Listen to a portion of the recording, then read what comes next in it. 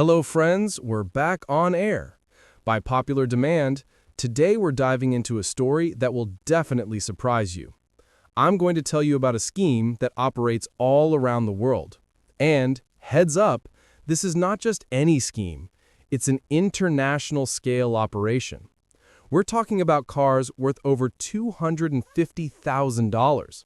And yes, I'll share how high-end cars like the Mercedes GL went through this entire process. But the significance of the situation doesn't depend on the car model, so don't get too focused on the brand. This scheme revolves around leasing. And trust me, it's not all that complicated to explain. Let's start with an organization. Let's call it LLC Puzzle, deciding to lease a car. As usual, they sign the contract, make the minimum payment, and get the car in hand.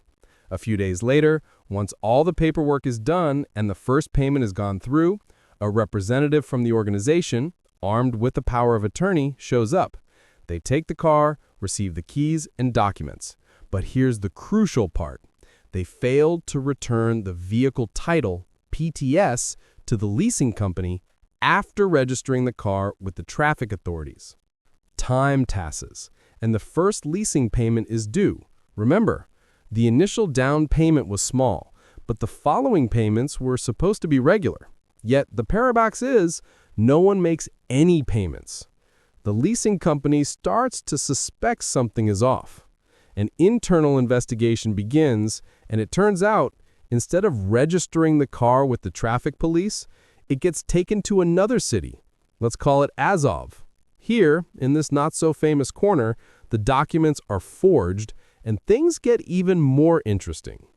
The lease buyout contract for the car is forged, and just a few days later, the car is registered under the name, let's say, Sarah. Yes, Sarah, an ordinary woman who by sheer chance becomes the owner of this vehicle. And then, just a couple of days later, Sarah, also using the forged sales contract, sells the car to a citizen from Kazakhstan. This buyer quickly drives off with the car to a big city and removes it from the registry. But here's the most interesting part. This guy didn't just grab the car for no reason.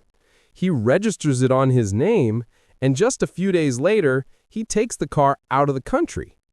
At this stage, they've already obtained all the necessary documents for the car's departure. With the car, the entire story disappears because, as we'll find out later, the car will be legalized in Kazakhstan. Meanwhile, the leasing company realizes it's been scammed. But the scheme doesn't stop there. The leasing company files a police report and sues, demanding that the transactions based on the forged documents be declared invalid. But they didn't just stop at the courts. They also begin tracking the car, trying to get their vehicle back. After the police report was filed, things started to move quickly. 3 people were detained for questioning. The first was Sarah, the person under whose name the car was officially registered. The second was the director of LLC Puzzle, and the third was the guarantor for the leasing contract. Sarah begins to give her statement. She claims she knows nothing about the car, that she doesn't own any car, and the documents were made out to someone else entirely. Sounds strange, right? But the documents were checked, and it turns out they had forged a power of attorney in her name. Moreover, this power of attorney was allegedly written for another person. Document forgery was confirmed, and the police verified it. Obviously, Sarah didn't know her name was being used in a fraudulent scheme, so no claims are made against her. The police continue their investigation. Next, they question the guarantor for the leasing contract. He too denies any involvement, stating that the signatures on the documents do not belong to him. And guess what? The signature was indeed forged, and his passport details were simply used. But the most interesting interrogation was with the director of LLC Puzzle. His explanation was, let's say, quite curious. He turned out to be a nominal director, meaning he was registered as the CEO temporarily to keep the company running. Here's how it happened. According to his story, one day he was walking along the waterfront with his wife and bumped into an old friend. This friend, who happened to be his classmate from 1998, offered him a position as the company's director, promising good money in return. Why not, he thought. There was no need to sign anything. Just be the director, everything's honest. Well, a couple of days later, he finds himself at the bank, not fully understanding what he's signing. And of course, a few days later, they hand him the documents and a power of attorney for someone named Andre to represent the company's interests. A familiar story, right? And so, after all of this, our nominal director finds himself involved in matters he didn't even suspect. But it's not that simple. He decides to expose the entire scheme, files a police report, and reveals all the participants. As the scheme begins to unravel, the court steps in, based on a lawsuit from the leasing company, and declares the transactions with the car invalid since the documents were forged. The court issues a decision to seize the car and return it to the leasing company. Everything seems resolved. The car will be returned and everything will return to normal. But, as often happens, real life is never that simple. The leasing company's security service begins to monitor the situation, and to their amazement, the lost Mercedes is found in Kazakhstan. Moreover, an advertisement for the sale of this car appears on one of the popular websites. Confident in their victory, the leasing company sends representatives to Kazakhstan. They bring the court's decision with them and fly to Astana. However, things aren't that straightforward. In Kazakhstan, they have no authority to carry out any operational actions, so they reach out to the local organized crime control department. Together with local police, they head out to inspect the car, detain the seller, and place the vehicle in a special parking lot. Everything seems perfect.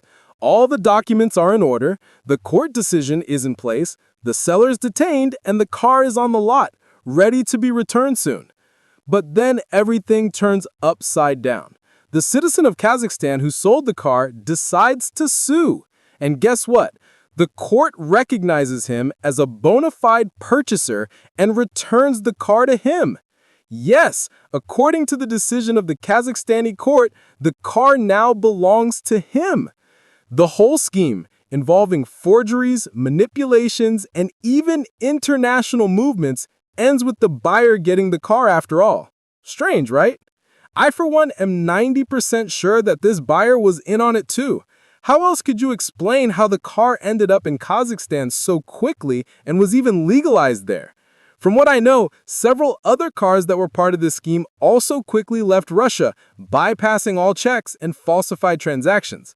So, that's it, folks. A car scheme of international scale.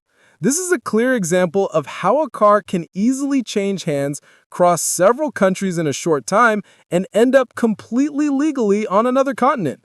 Once again, I'm convinced that if something looks too simple, there's definitely a catch, especially when cars are being sold at suspiciously low prices or they change owners frequently. It's always a reason to think twice. That's the story. If you're interested, always remember that when buying a car, especially a used one, you need to be as cautious as possible and check everything you can. Schemes like this exist everywhere, and it's important not to fall into the trap of fraudsters. This isn't just a story about how cars disappear from the market, it's a lesson on the importance of watching over the documents and thoroughly checking your actions. In a world where anything can happen, be prepared for any surprises.